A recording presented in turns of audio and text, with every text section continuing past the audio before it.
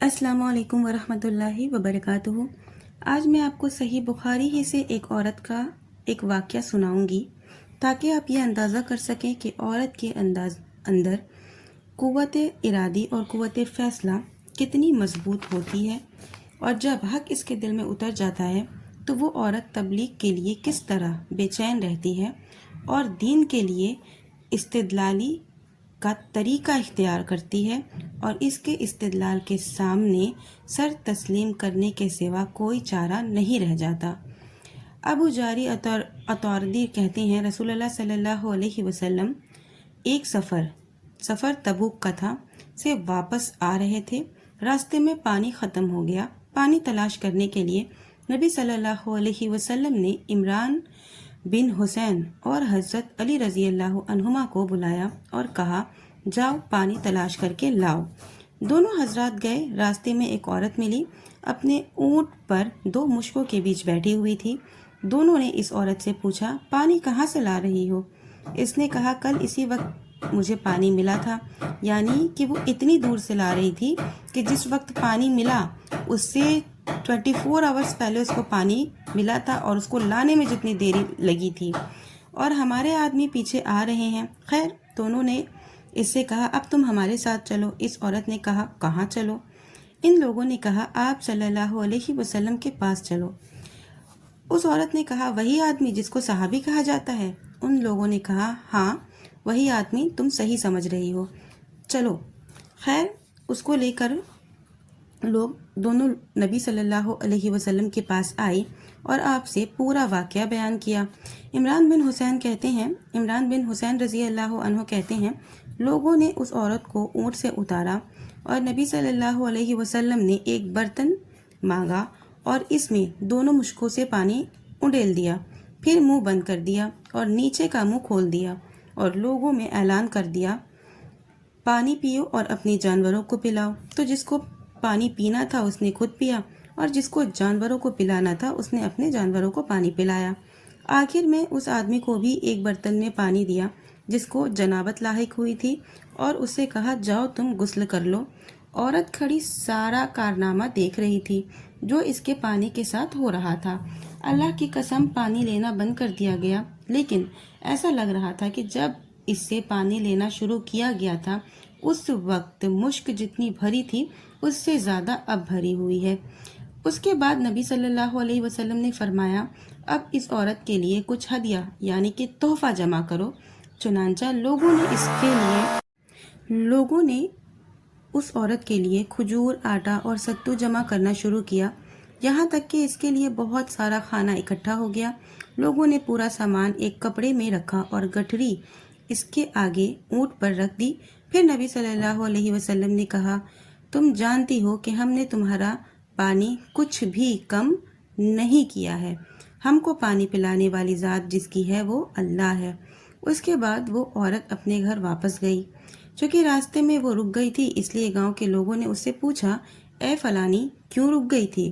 اس نے کہا، ایک عجیب واقعہ پیش آیا، وہ یہ کہ وہ دو آدمی مجھ کو راستے میں ملے اور وہ دونوں مجھ کو اس آدمی کے پاس لے کر گئے جس کو صحابی کہتے ہیں، اور اس نے ایسا ایسا کہا۔ پھر اس نے بیچ کی اور شہادت کی انگلی اٹھا کر آسمان اور زمین کی طرف اشارہ کر کے کہا، اگر وہ جادوگر ہے تو آسمان و زمین کے بیچ اس سے بڑا جادوگر کوئی نہیں، اور اگر نہیں تو وہ سچ مچ اللہ کا رسول ہے۔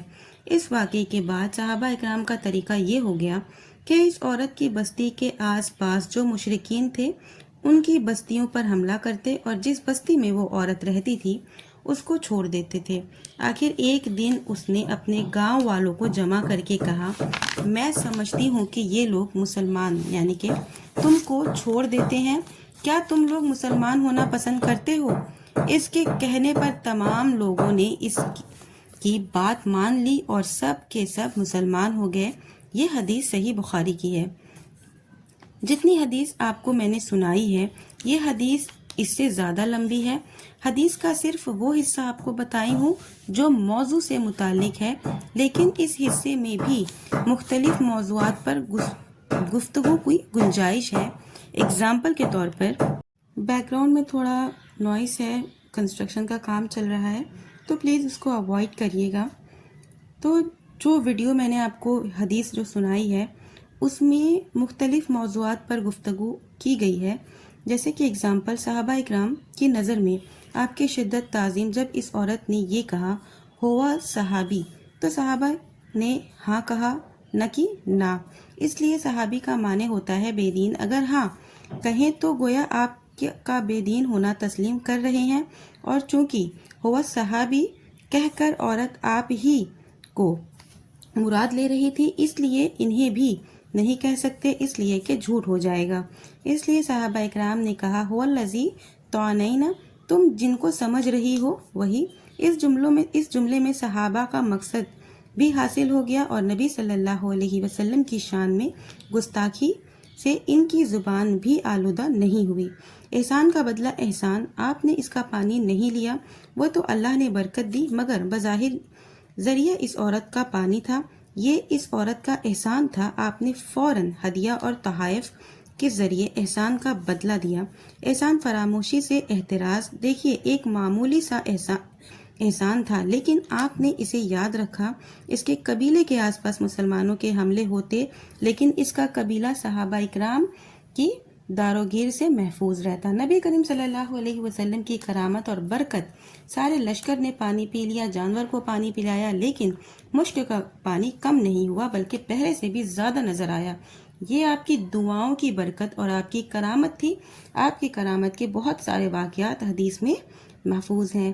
کرامت اللہ کا عظیم انعام ہے جو اللہ کے مخصوص بندے انبیاء اکرام اور اولیاء اعظام کو حاصل ہوتی تھی۔ کرامت اتنی سستی نہیں ہے کہ بازار کے میداروں اور قبروں کے فاسقوں اور فاجر مہاجروں کو حاصل ہو جائے۔ مسلمانوں، ان مداریوں سے ہوشیار رہو۔ ان سارے موضوعات کو ہم نظر انداز کرتے ہیں اور اپنے مخصوص موضوع کی طرف آتے ہیں۔ یہ ایک عورت کا واقعہ ہے۔ عورت کو بلانے سے لے کر ہدیہ اور تحائف لے کر واپس جانے تک تمام مناظر کا وہ خود مشاہدہ کر رہی صحابہ کی شرافت اس کی آنکھوں کے سامنے ہے۔ آپ کی اطاعت و فرما برداری کا وہ خود مشاہدہ کر رہی ہے۔ مشک سے پانی لینا، اس میں برکت کی دعا کرنا، پھر وہ پانی مشک میں واپس ڈال دینا، صحابہ میں پانی لینے کا اعلان کرنا، ہر ایک کا اپنی ضروریات پوری کرنا اور پانی کا ذرہ برابر کم نہ ہونا، پھر بھی ہدیہ اور تحائف کا ڈھیر لگا دینا، یہ سارے مناظر ایک عورت کے جس کے ارادے قوتی اور قوت فیصلہ جو دونوں ہی مضبوط تھا۔ تو یہ ویڈیو زیادہ لمبی نہیں کروں گی، آخر میں اللہ تعالیٰ سے دعا کروں گی کہ یا اللہ تعالیٰ ہم تمام مومن مسلمانوں کو زیادہ سے زیادہ نیک عمل کرنے، کتاب و سنت پر چلنے کی توفیق دے، ہماری نماز، ہماری دعاؤں کو قبول کر، آمین۔ وآخر دعوانا ان الحمد للہ رب العالمین۔